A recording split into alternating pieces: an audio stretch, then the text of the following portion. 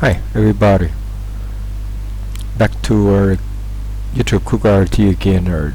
Today what I'm going to do is I'm going to talk about our AC power analysis. In this one I have 8 pages of our my lecture note. Since we already talked about our DC analysis, but this one we're going to talk about our power. That's the include instantaneous power, average power, and then we're gonna move to maximum power transfer in the case that you have load connect to your circuit, and then we're going to analyze what happening in the circuit. Alright, let's start with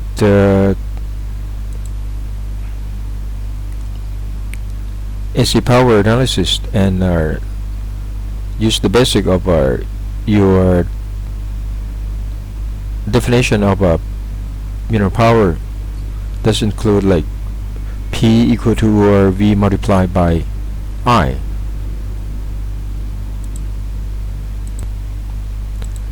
So in general, when we're talking about the power, let's start with AC signal.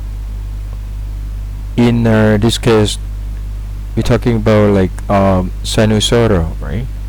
So you have a x-axis to be the time domain, and the y-axis to be the voltage. And we're talking about the amplitude, and then we're talking about the period, when the peak to the peak, and the period is equal to 1 over frequency in the unit of hertz. Now the definition of instantaneous of the power, let's take a look at the parameters that we have here. We're gonna have like the voltage, you have the current, you have the impedance, and we are looking for the power. The definition of instantaneous power, we're talking about the power at the certain time. So I put like in the time t equal to the voltage multiplied by I. And later on we're going to talk about the average power. When you're talking about average power, you take a look at the plot in the x-axis in the time, and the p, that is the function of depend on the time, right? So you don't know at the certain time at t equal to t1 or t2, you can find PT at that point, but the average power is not dependent on the time, just like you find the average of people in the certain area. So the definition is you look for the area under the curve, just like you make a infinite section of the area. That means you multiply the width by the height. The width just right here is become delta t, and the height is become pt, and you add up the area together. So when your delta t is get close to 0, you can write in the term of integration. Actually pt multiplied by dt is the total area, and then if you want to find the average, you just divide by the time, right? I mean, in this case it's just like the period, so you can find the average power. So in this case you don't have the average power, not in the depend on the time. So let's start in general function of the voltage. You have a Vt equal to Vm cosine omega t plus theta V, and your I is become equal to Im, which is the amplitude In this case, it's just like a peak to peak, and then multiply by cosine omega t plus theta I. So you take a look at this one. When the time t equal to 0, you know that cosine theta cosine omega t plus theta I just drop to be Im multiplied by cosine plus and minus theta I. And now let's take a look at the instantaneous power. P equal to Vt multiplied by It.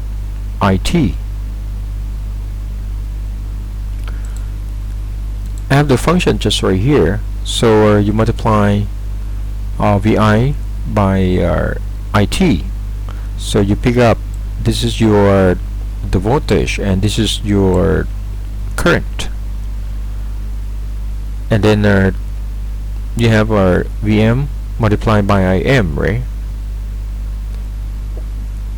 And cosine omega t plus theta V multiplied by cosine omega t plus theta I, and then you use the property of cosine A minus B equal to cosine A cosine B plus sine A sine B, and then cosine A plus B equal to cosine A cosine B minus cosine sine A sine B, and then you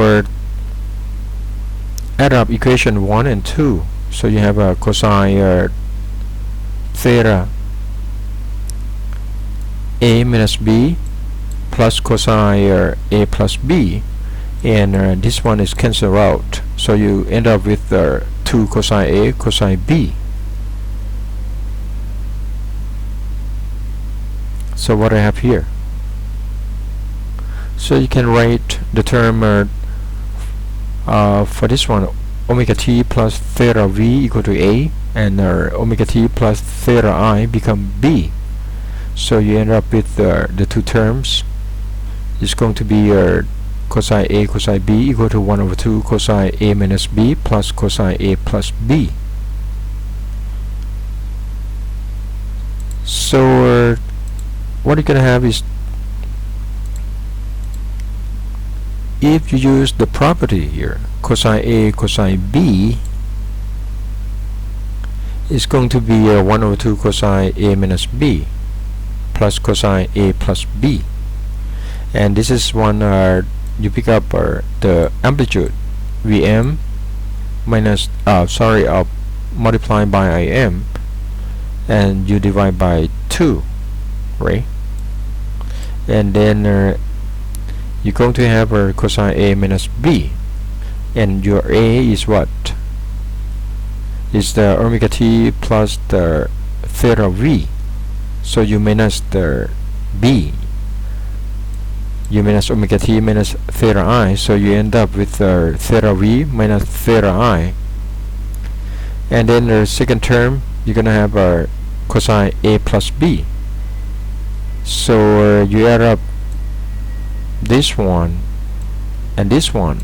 That's why you have 2 omega t and plus theta V plus theta I. So this one is instantaneous power is to become the time dependent, right? And the next step is that you're going to find average, power. So your average power equal to 1 over period, and you do integration from a lower limit from 0 to upper limit to time, and then pt dt, and then you plug in pt, which we worked out before. That's equal to Vm Im divided by 2, and then multiply by this term. And now you do integration. Vm Im over 2 is constant, so you take it out just like, and then you do the inner integration from 0 to t, and you have this term cosine theta V minus theta I multiplied by dt, and then you minus the second term For the first term, cosine theta v minus theta I is the constant. So you just integrate this term. You have like t, right? And you take a lower limit from 0 and then to upper limit to be the period. So you have the t term here. For this one, you also have the time dependent, and you do the integration. You end up with sine to omega t plus theta v plus theta I, and then divide by 2 omega. You take a lower limit from 0 to the upper limit to be like period t. Now you consider this term.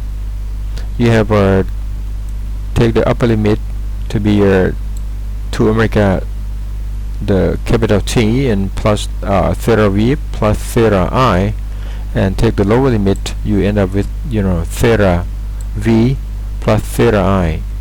You ask yourself why this term become a 0, because whenever you start from at the angle of theta, when you move around for 2 pi, it's come back to the same point. So the value of this side is going to be the same. So you cancel out. That's why you end up this term to be 0. So what you have left over is become the average power. You make a 1 over period, and you multiply by Vm Im over 2, and then you also multiply by cosine theta v minus theta I multiplied by t, and your period cancel out. So finally you end up with the average power to be 1 over 2 the amplitude of the voltage multiplied by the amplitude of the current, and also multiplied by cosine theta v minus theta I, which is the theta v minus theta I is actually is the phase difference between the voltage and the current, and this term become time independent. Okay.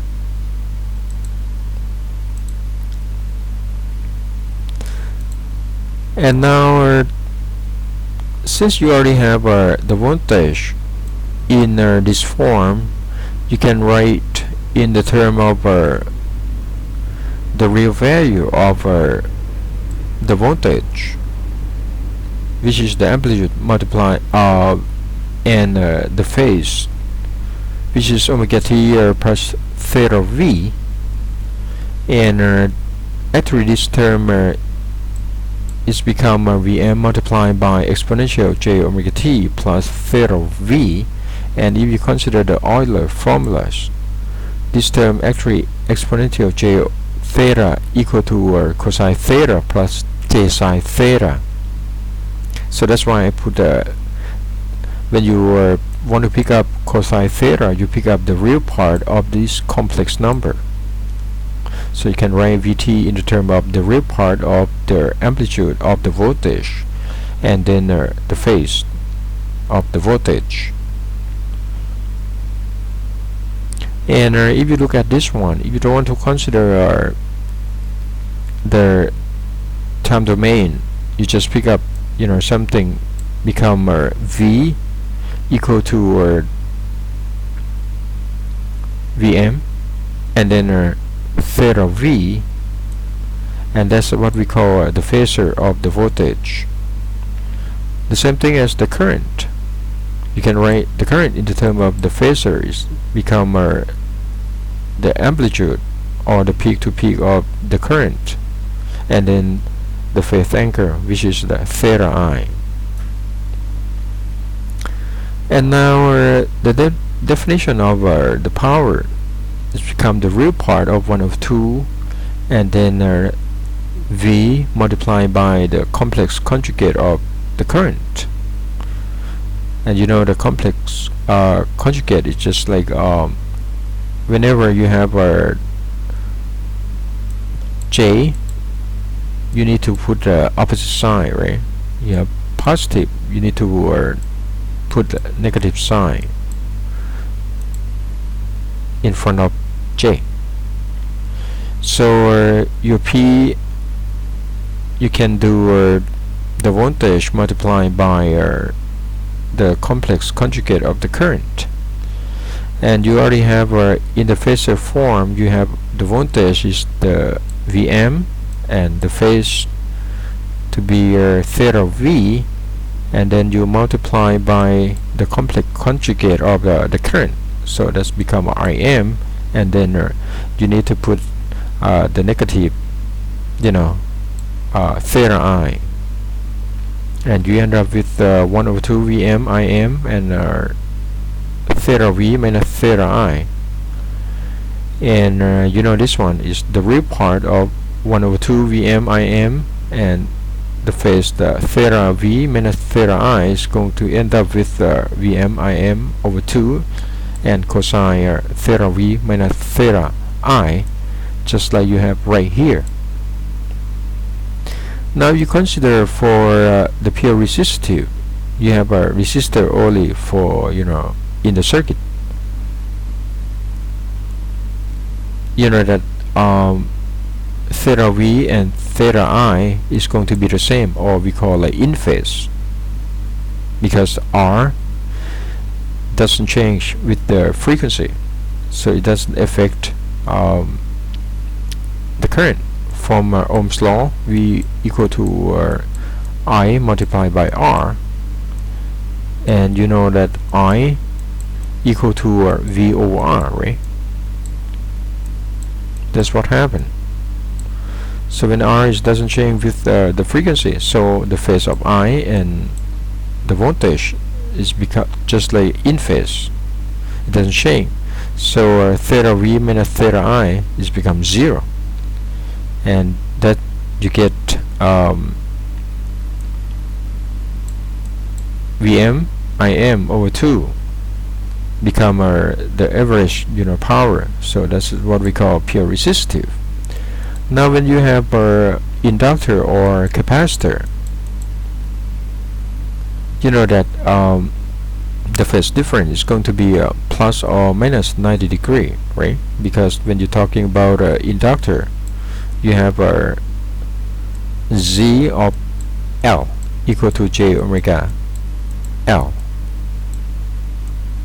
and if you want to find the current, that's equal to the voltage divided by the impedance.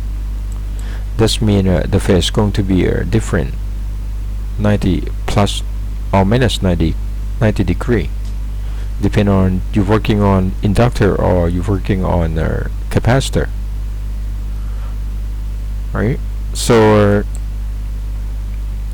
in this case you have a inductor, so your voltage doesn't matter. This is like you already have the phase become a theta V, and you divide by J omega L.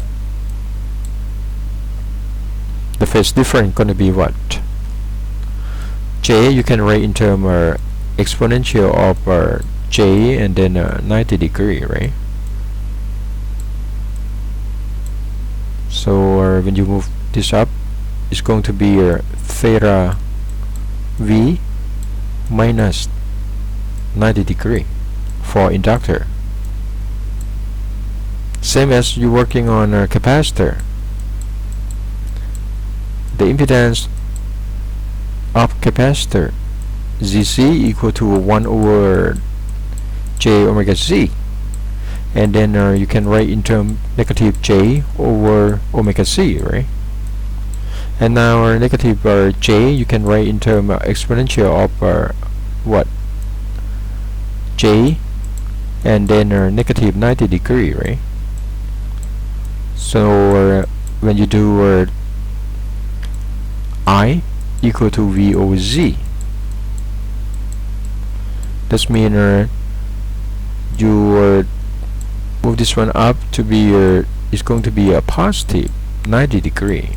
So that's why I have a plus and minus 90 degree here, and that's what we call pure reactive. And now you take a look at the average power of reactive. Why is become 0?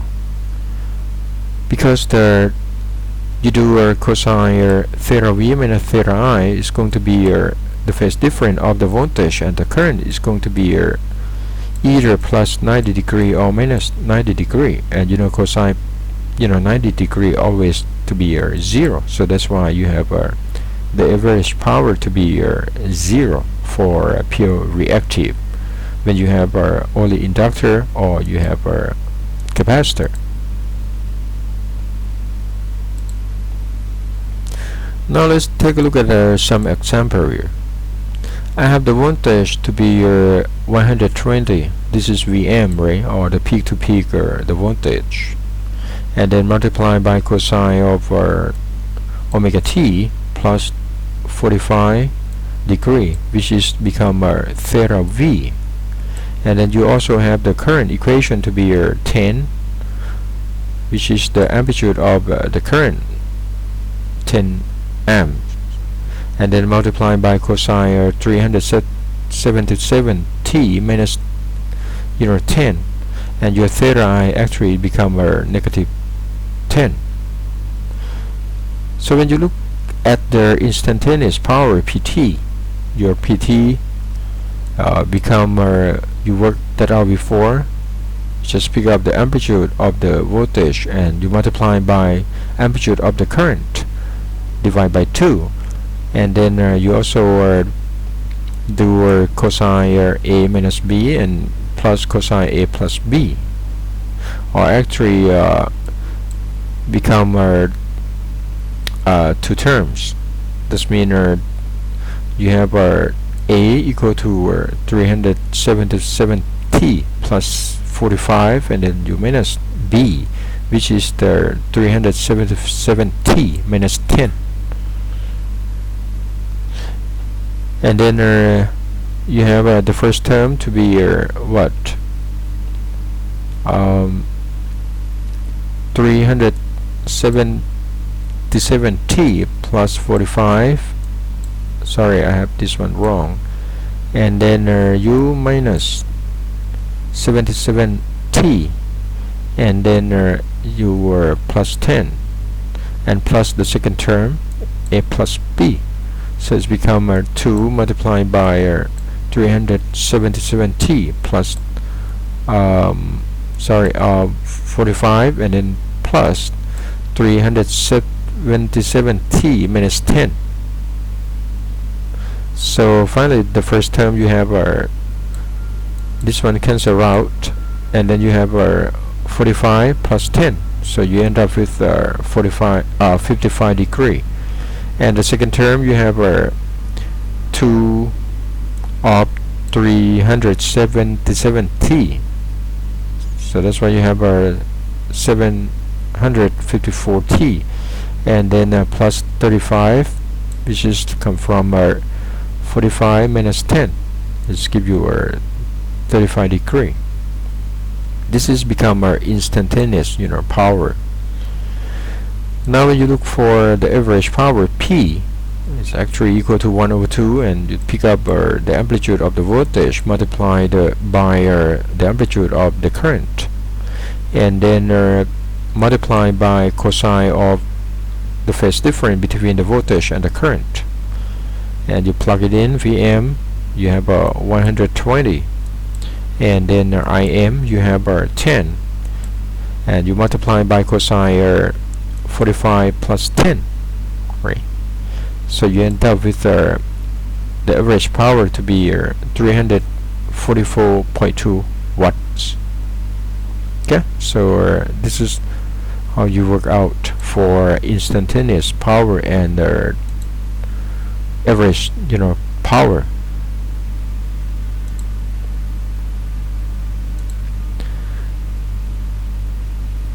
Now if you take a glance look for RC circuit and RL circuit, what different? You have the supply voltage, and then you connect your resistor in series with the capacitor. You know that you can find the current flowing through the circuit actually equal to the voltage source divided by impedance, total impedance. So you divide 5 and 30-degree volt by the total impedance, which is 4 ohms minus J2, and you can find the current. Now the way you look at this one, you look at the total impedance of the circuit, which is the 4 minus J2. You look at the complex plane, and you have the magnitude of Z equal to square root of 4 square and then plus 2 square, and you're looking for theta is become arctan of imaginary part divided by the real part. The imaginary part actually is like -2, right? And then you divide by the real part, which is 4. And also you want to find you look at the complex plane of J minus 4 minus J2. You have 4 right here, J is just down here, so you have theta become negative, right? Because you move like clockwise. So your current actually, you have a negative theta here. You move up here, is going to be the plus. That means the phase of the current is going to lead the phase of the current. Oh, sorry, the phase of the voltage by 90 degree. So this is we call leading.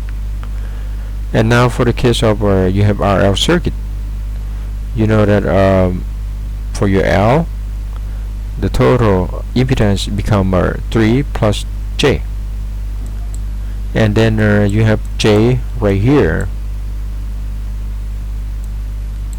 3 plus J, right?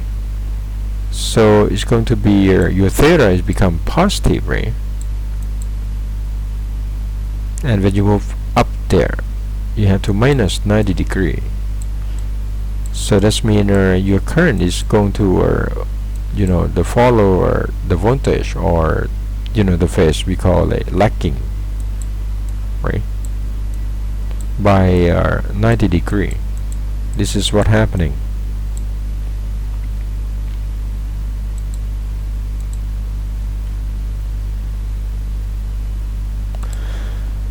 And now let's take a look at more example here. I have the circuit with R, L, C, and I have a current source and also have the voltage source. Fire the power dissipate in resistor, and also in inductor, and also in capacitor. You can do like superposition, right? Take a look at this one. You remove the current source, so this one just like open circuit, so you have only this part. And now you keep the current source. You need to short the supply voltage, so your circuit going to look like this. But in this case, we're going to analyze using KVL. You take a look at the loop number 2.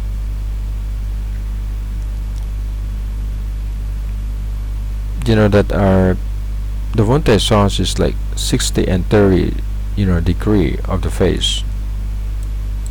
But since you walk out on clockwise direction, so this one become negative. And then you have current flowing through the capacitor to be I2. So I have I2. You need to multiply by the impedance of the capacitor, which is the negative J5, right? And then you also move up here, become the voltage drop across the inductor. But you have the current flowing, to the node right here. That means incoming current have to be equal to outgoing current. You have incoming current to be just like 4, right? So outgoing current, you already have this one to be I2, right? And then this one, the current have to be 4 minus I2. But since you working on the clockwise direction, so that means it's become the opposite direction as you assume. So you have to change this one to be I2 minus 4 amps. So I have I2 minus I, and then multiply by the impedance of the inductor, which is the J10. And you rearrange the equation, you end up with I2 equal to 8 minus 12 and 60 degree of the phase. You can work this out. Your I2 become 10.58, and then the phase to be 79.1 amp.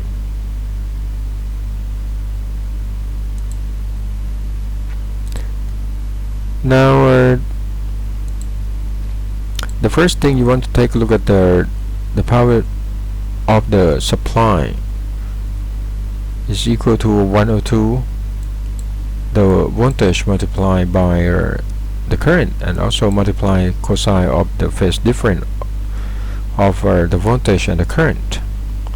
You have the voltage Vm to be 60, that's given, and for your current is like 10.58, and cosine the phase difference, the phase of the voltage is 30 degree, and the phase of the current is 79.1 degree. So you have end up with P of the supply become 207.8 watt. Now you look at the resistor from the circuit here. You know that the voltage drop across resistor equal to I multiplied by R. You have the current is 4 and R is 20, so that's not difficult for you to find, right? That's why you have resistor is the power drop across resistor become 84. And then you want to find the average power, which is equal to 102 I multiplied by V. You don't have the phase difference because they're in phase, right? For resistor, pure resistive. You have the current is 4 amp and multiplied by the voltage is 80. So you end up with the power drop, or power dissipation for resistor is 160 watt. Now you take a look at the capacitor.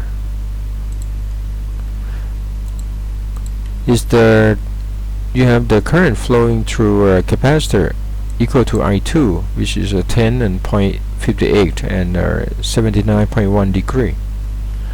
So the voltage drop across the capacitor equal to the impedance multiplied by the current. So you have J5, negative J5 multiplied by the current, and then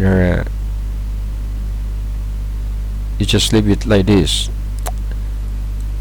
And now you look for the average power, which is equal to 102 Vm Im cosine theta V minus theta I, and then you have Vm actually is the phi. I just pick up this term and then leave the phase,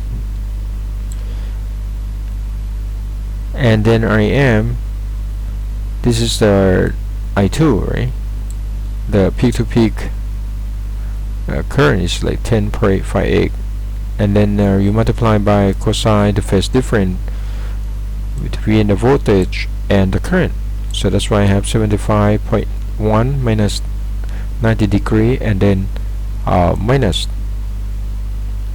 79.1.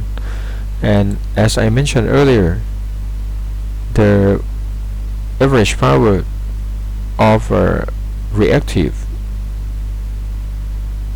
both like capacitor and inductor, have to be 0. You can see from the equation here, 79 minus 79, so cancel out. So cosine negative 90 degree gives you 0. Now you can see for inductor, you have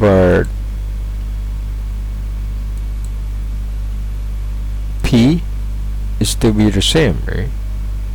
Equation 1 over 2 Vm Im cosine the phase difference of the voltage minus the phase of the current. So you have IL equal to I minus I2, right? Because you have the inductor right here. You have incoming current is 4 ohms, which is 4 amp, which is I, right? And then you have I2. You already calculate for that. So that's why you have IL equal to this one. And then you can find the voltage drop across the inductor equal to the current multiplied by the impedance. So you have this term, which is I, and then multiplied by J10, which is the impedance of the inductor. And then now you can find the average power become 1 over 2 Vm Im cosine theta V minus theta I, still the same. Your Vm is what?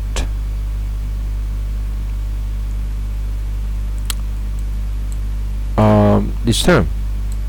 And then cosine theta V minus theta I. This is your theta I. So it's become a positive 79.1, and this one cancel out, and you end up with cosine 90 degree, give you PL equal to 0.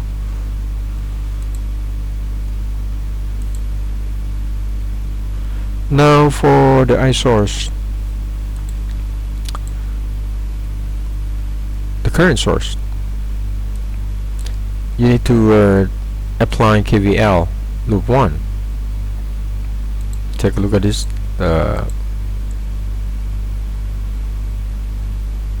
circuit. You take a look at this loop, right?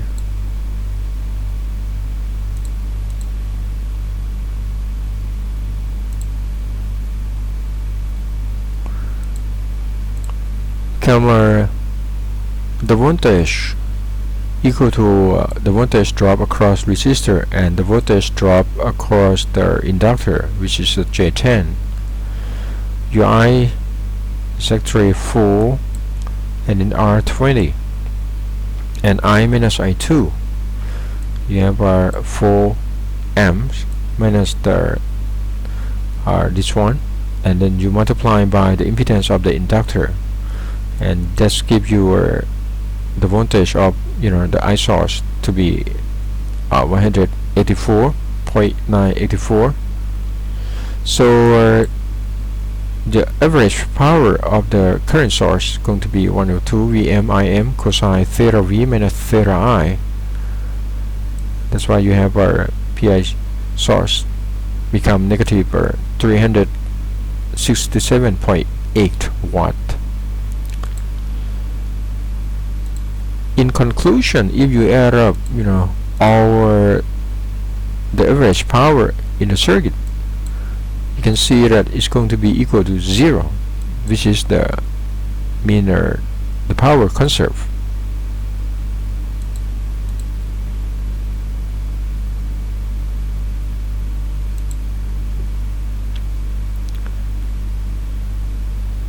The next one, we're going to talk about the maximum average power transfer.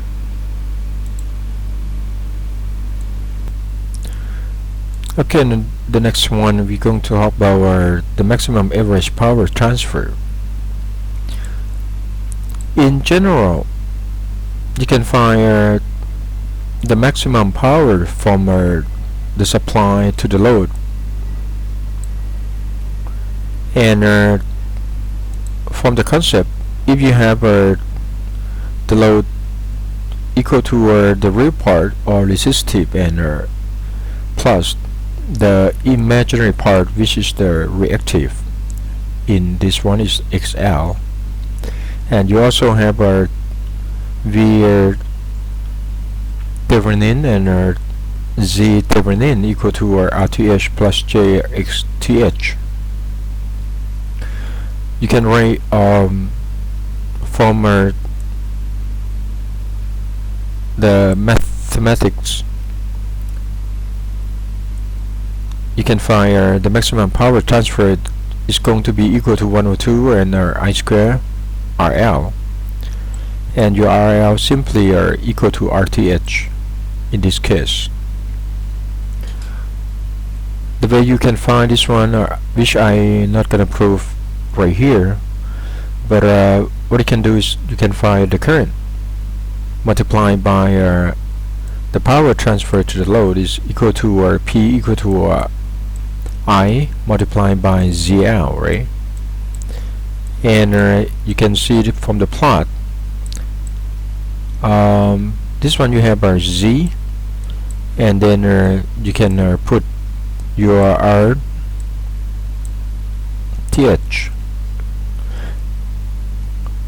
So you're going to end up with like this term. That's from definition.